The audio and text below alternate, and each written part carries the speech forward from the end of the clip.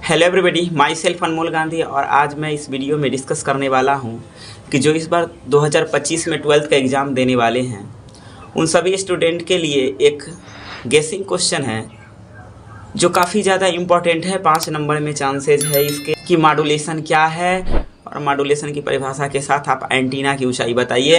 तो मैं इस वीडियो में पूरे कवर करूंगा कि मॉड्यूलेशन क्या है। हो सकता है तो इस वीडियो में एंटीना की ऊंचाई को कवर करूंगा, अन्यथा हिंट्स दूंगा कि किस प्रकार एंटीना की ऊंचाई मापा जाता है।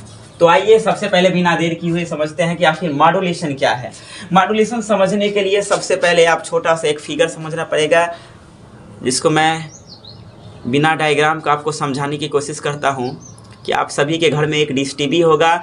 डिश टीवी आप छत पे या कहीं पे लगाए होंगे, उससे एक वायर आता है जो टीवी के साथ कनेक्ट होता है और टीवी चलने लगता है, सिग्नल मिलने लगता है।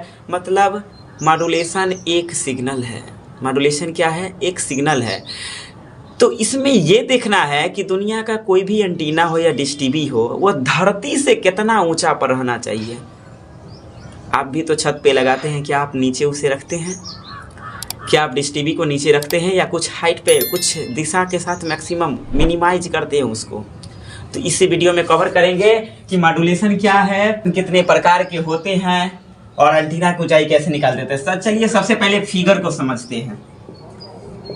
यूं समझिए, ये पृथ्वी का सतह है। वैसे हम डॉट डॉट करके पृथ्वी बना सकते हैं, लेकिन मानिए कि ये पृथ्वी का सतह है।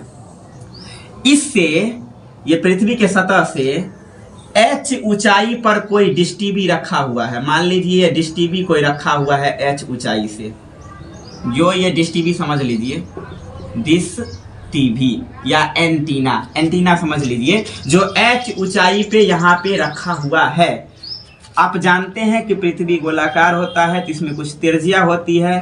त्रिज्या यहाँ से कैपिटल R इंडिकेट किया जाता है। हम कैपिटल R सपोज किए हैं। O केंद्र वाला कोई वृत्ताकार पृथ्वी है जो R त्रिज्या से सतह तक पहुंचता है। सतह से h ऊंचाई पर कोई एंटीना खड़ा है। मान लीजिए यहाँ पे कोई 2 ऐसी घर है या एक ऐसा घर है जहाँ पे सिग्नल यह भेज रहा है एंटीना। तो मानिए कि हम यहाँ पर इस सिग्नल को भेज रहे हैं एंटीना के थ्रू, जिसके कारण टीवी या कोई भी प्रसारण शुरू हो पा रहा है। इसके बाद इसको हम इसके साथ कनेक्ट किए हैं। जितना ये त्रिज्या R है, उतना ही ये त्रिज्या भी क्या हो जाएगा? कैपिटल R हो जाएगा। इसकी दूरी कितना हो जाएगा? Distance D। फिर से मैं बोल रहा हूँ, भाषा में क्या लिखेंगे? O केंद्र वाला कोई गोलाकार पृथ्वी है जिसकी त्रिज्या कैपिटल R है। पृथ्वी की सतह से h ऊंचाई पर कोई एंटीना खड़ा है जो पृथ्वी की सतह पर मौजूद घर को यानी A पॉइंट को D दूरी से सिग्नल भेज रहा है ताकि टीवी प्रसारण या संचार शुरू हो सके। आप लोग जानते हैं कि वृत्त के त्रिज्या और स्पर्श रेखा के बीच 90 डिग्री का कोण बनता है। ये यहाँ पे कितना डिग्री का कोण बनेगा? 90 डिग्री का कोण। हमें एंटीना की ऊंचाई ज्ञात करनी है। तो हमें क्या ज्ञात करना है? मान लेते यहाँ P कोई पॉइंट है, P से O ज्ञात करना है। तो हम जानते हैं समकोण त्रिभुज बन गया। तो कैलकुलेशन भाषा इतना लिख दिए। कैलकुलेशन में क्या लिखेंगे? पाइथागोरस प्रमेय से। पाइथागोरस प्रमेय क्या कहता है? कर्ण के स्क्वायर मतलब OP का स्क्वायर बराबर लंब के स्क्वायर।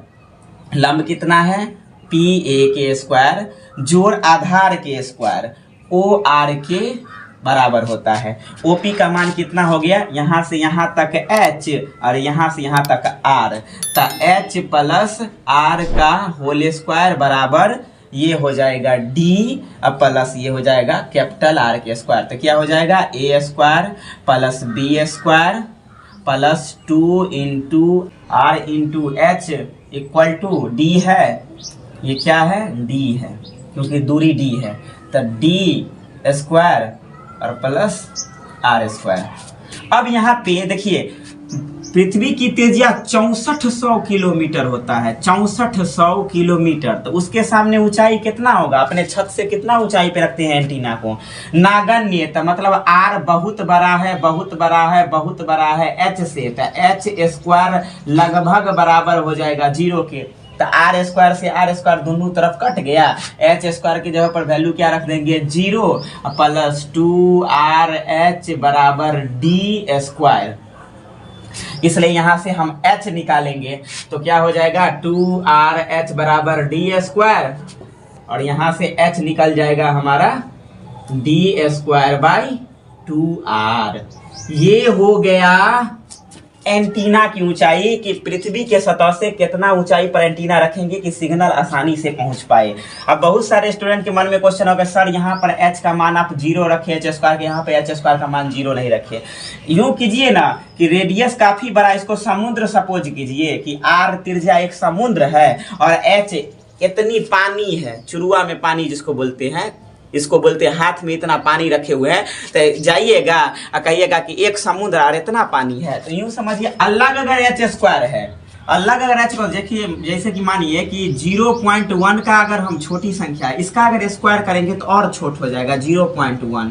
तो कहने का ये मतलब है यहाँ त्रिज्या एक समुद्र है, ये इतनी पानी है, मतलब 1 गिलास पानी है, तो समुद्र 1 गिलास पानी एक दिन समुद्र में मिलकर समुद्र हो जाएगा, r × h लगभग बराबर हो जाएगा एक दिन r के। लेकिन h² में से अगर तनिए पानी r जोड़ेंगे तो कोई फायदा नहीं है। तो यूं समझिए कि यहाँ पर h² 0 हो गया, बाकी ये h का मान वैल्यू निकल गया।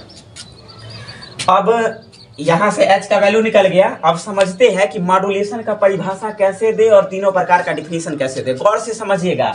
तब ये कैलकुलेशन हो गया कि धरती के सतह से इतना ऊंचाई पर रखेंगे एंटीना को, ठीक है। अब समझते हैं मॉड्यूलेशन क्या है। तो यह मॉड्यूलेशन है कि डिश टीवी है ना, ये घर के देगा सिग्नल तो 3 तरीके से देगा, एगो आयाम के तरीके से देगा, एगो आवृत्ति के तरीके से देगा, एगो अवस्था के तरीके से देगा, मतलब तारुर के माध्यम से जो इंटरनेट कनेक्शन चलता है।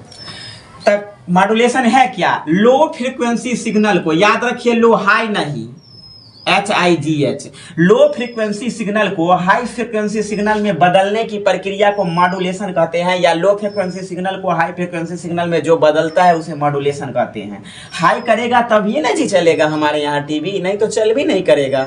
अगर आपको ये याद हो गया मॉड्यूलेशन, काम खत्म। अब लो फ्रीक्वेंसी को हाई फ्रीक्वेंसी बदलता है ना। अब कहानी चलिए, अगर लो फ्रीक्वेंसी वाले सिग्नल को हाई फ्रीक्वेंसी वाले सिग्नल में आयाम के द्वारा बदला जाता है तो उसे आयाम मॉड्यूलेशन कहते हैं। आवृत्ति के द्वारा बदला जाता है तो आवृत्ति मॉड्यूलेशन कहते हैं। अवस्था के द्वारा बदला जाता है तो अवस्थीय मॉड्यूलेशन कहते हैं। बस कहानी खत्म। लो फ्रीक्वेंसी वाले सिग्नल को हाई फ्रीक्वेंसी वाले सिग्नल में बदलते उसे मॉड्यूलेशन कहते हैं। अगर लो फ्रीक्वेंसी वाले सिग्नल को हाई फ्रीक्वेंसी में बदलने के लिए आयाम की जरूरत करे तो आयाम मॉड्यूलेशन। आवृत्ति में हेरफेर करने के बाद अगर हाई होता है तो आवृत्ति मॉड्यूलेशन। फेज यानी कोई तार वायर के थ्रू अगर हाई किया जाता है तो उसे फेज मॉड्यूलेशन। मिलते हैं आपसे एक नेक्स्ट वीडियो में।